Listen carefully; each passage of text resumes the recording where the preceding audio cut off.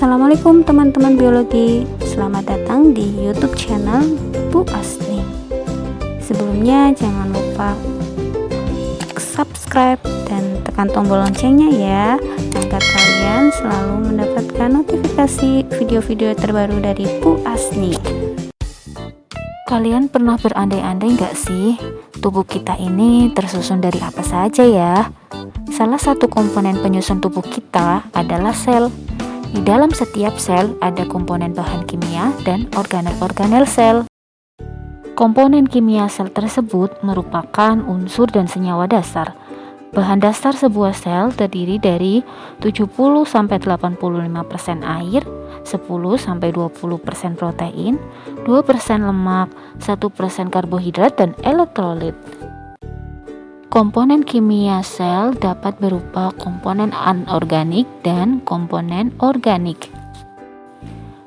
Kalian harus ingat ya, senyawa organik itu harus terdiri dari 3 unsur, yaitu unsur karbon, hidrogen, dan oksigen.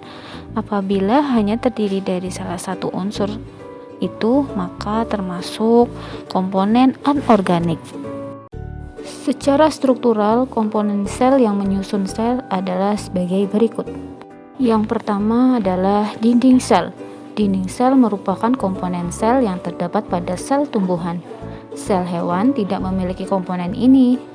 Dinding sel menentukan bentuk sel, berfungsi sebagai pemuat dan melindungi protoplasma. Pada umumnya, sel yang masih muda berdinding tipis dan sel yang dewasa berdinding lebih tebal. Tetapi ada beberapa sel yang tidak mengalami penebalan dinding. Berdasarkan perkembangan dan strukturnya, dinding sel dibedakan menjadi 3 bagian pokok, yakni lamela tengah, dinding sel primer, dan dinding sel sekunder. Lamela tengah adalah suatu lapisan yang terdapat di antara 2 buah sel yang bersebelahan. Lapisan ini sebagian besar terdiri atas air dan zat-zat pektin yang bersifat koloid dan bersifat plastik atau dapat mudah dibentuk, sehingga memungkinkan gerakan antar sel dan penyesuaiannya yang diperlukan sebelum sel-sel dapat mencapai ukuran dan bentuk dewasa. Dinding sel primer adalah dinding sel pertama yang dibentuk pada saat pembentukan sebuah sel baru. Dinding sel primer terdiri dari zat pektin, selulosa, dan hemiselulosa. Sel-sel meristematik mempunyai dinding sel primer. Sel-sel dewasa yang hanya mempunyai dinding primer dapat kembali menjadi meristematik. Sedangkan dinding sel sekunder adalah dinding sel yang terbentuk dalam peristiwa penebalan dinding sel. Dinding sekunder terbentuk di sebelah dalam dinding primer. Dinding sel sekunder tersebut bisa terdiri dari 2 lapis atau lebih yang terpisah-pisah. Dinding sekunder dapat memenuhi ruang dalam sel, sehingga ruang sel menjadi kecil volumenya. Penyusun dinding sel sekunder sebagian besar berupa selulosa atau campuran selulosa dan semiselulosa, pektin. Yang kedua adalah membran plasma atau yang biasa kita sebut membran sel, merupakan selaput teluar sel yang tersusun dari molekul lipoprotein dan molekul-molekul lain yang menyempurnakan struktur membran plasma. Membran plasma memiliki fungsi sebagai berikut. Yang pertama, mengatur transportasi materi atau zat-zat masuk dan keluar dari sel, melindungi bagian atau komponen sel di sebelah dalam membran, sebagai reseptor stimulus atau rangsangan untuk sel, tempat berlangsungnya berbagai macam reaksi kimia, menjadi media hubungan antar sel dengan lingkungan luar sel. Bagian-bagian membran plasma yang pertama adalah protein intrinsik atau protein integral, merupakan protein yang berada di sela-sela fosfolipida. Yang kedua, protein ekstrinsik atau protein perifer, merupakan protein yang terdapat di permukaan fosfolipida. Di sisi luar membran plasma, fosfolipida berikatan dengan molekul glukosa membentuk ikatan glikolipida. Protein berikatan dengan glukosa membentuk ikatan glikoprotein. Kemudian, secara struktural, membran plasma tersusun atas fosfolipida bilayer, yaitu 2 lapisan lemak yang berikatan dengan fosfat. Fosfolipid merupakan molekul fosfat bagian kepala dan molekul lemak bagian ekor, yang mirip dengan kepala dan ekor. Fosfat bersifat hidrofilik, sedangkan lipida bersifat hidrofobik. Hidrofilik artinya zat ini dengan mudah larut dalam air, seperti cuka. Sedangkan hidrofobik adalah zat yang susah bercampur dengan air, contohnya lemak atau minyak. Nukleus atau inti sel merupakan komponen sel bermembran yang bentuknya bulat atau lonjong seperti cakram. Letak nukleus pada sitoplasma biasanya di tengah, tetapi pada sel tumbuhan seringkali terletak agak tepi di sitoplasma. Fungsi utama nukleus adalah mengendalikan seluruh kegiatan sel. Komponen-komponen nukleus terdiri dari yang pertama, membran nukleus atau membran inti sel.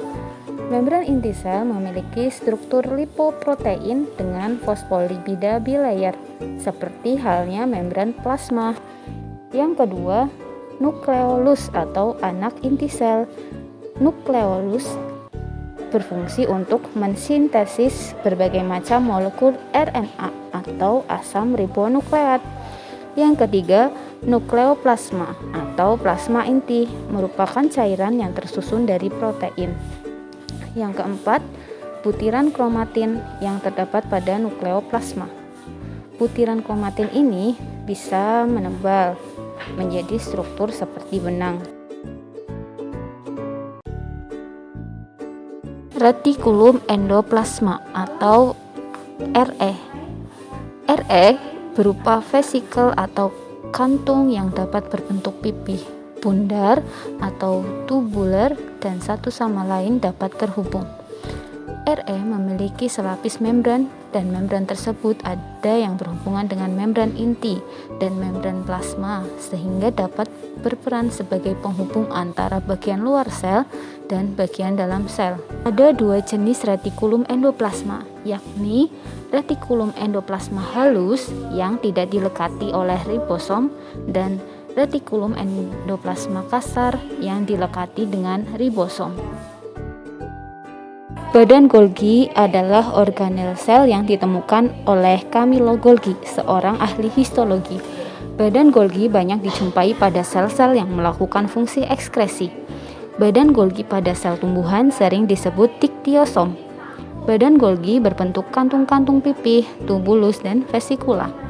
Badan Golgi memiliki membran lipoprotein seperti pada membran plasma. Fungsi badan Golgi antara lain membentuk dinding sel tumbuhan, membentuk bahan membran plasma, membentuk lisosom, tempat sekresi senyawa-senyawa sekret kelompok karbohidrat, lipida, dan protein, serta membentuk akrosom pada spermatozoa. Lisosom adalah suatu organel sel yang berbentuk kantong atau bola yang diselubungi oleh selaput atau membran tunggal. Lisosom memiliki beberapa fungsi, diantaranya yaitu 1. Mencerna zat-zat makanan, 2. Autofagi, yakni menghancurkan atau degradasi bagian-bagian sel yang sudah tidak berfungsi lagi, 3. Autolisis, yakni menghancurkan diri sel sendiri. Mitokondria disebut juga kondriosom, merupakan organel sel tempat berlangsungnya respirasi sel pada makhluk hidup. Bentuk dan jumlah mitokondria di dalam sel dapat berbeda tergantung tipe atau aktivitas sel. Mitokondria banyak terdapat pada sel yang memiliki aktivitas metabolisme yang tinggi, yang memerlukan energi dalam jumlah yang banyak seperti pada sel otot jantung.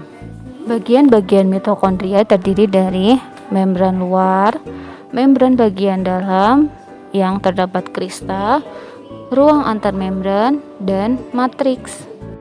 Fungsi mitokondria adalah sebagai tempat terjadinya respirasi sel, sehingga merupakan tempat diproduksinya energi atau ATP.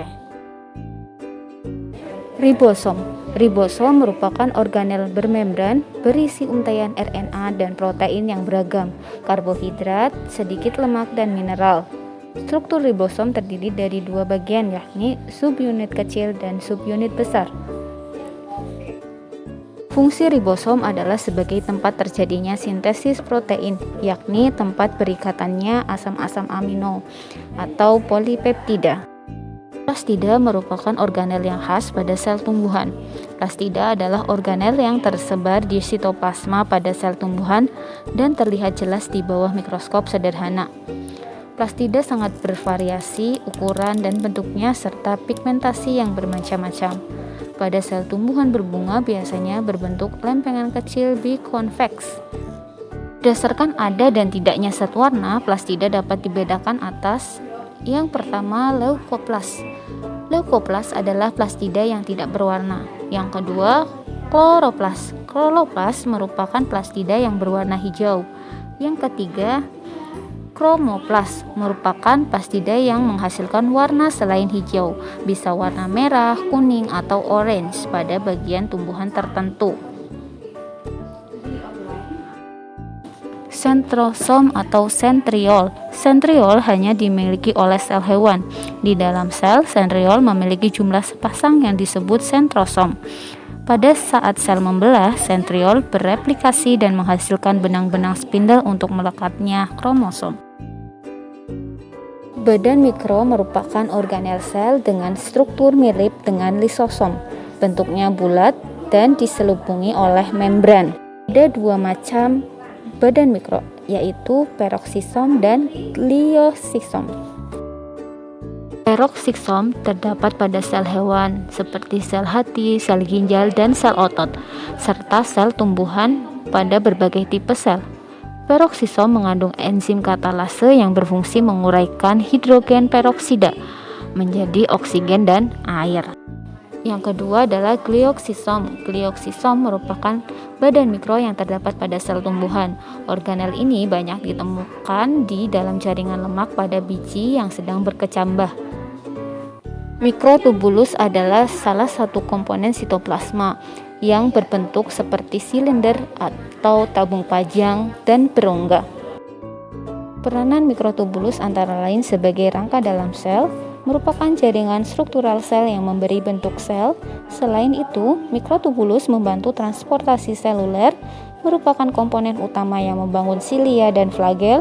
Mikrotubulus juga terlibat dalam pemisahan kromosom atau kromatid dalam pembelahan sel mitosis dan meiosis, membentuk benang-benang gelondong selama berlangsungnya pembelahan sel.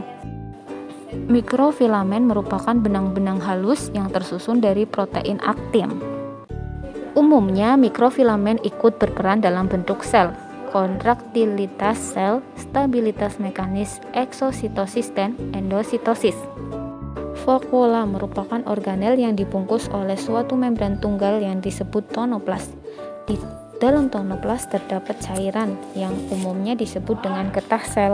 Vakuola berperan sebagai osmoregulator, yakni menjaga nilai osmotik sel. Vakuola juga berperan sebagai tempat menyimpan bahan tertentu, wadah sisa metabolisme, dan berperan dalam degradasi organel-organel sel yang telah tua atau rusak. Struktur sel tumbuhan dan sel hewan pada dasarnya mempunyai banyak persamaan dan perbedaan. Silakan teman-teman buat tabel perbedaan antara sel tumbuhan dan sel hewan. Kemudian tabel dikumpulkan di Google Classroom kelas masing-masing. Membran plasma bukan hanya melindungi sel secara fisik. Membran plasma juga mengontrol lalu lintas zat keluar masuk sel. Transportasi melalui membran plasma akan dibahas di video berikutnya. Terima kasih sudah menonton. Jangan lupa like dan subscribe ya.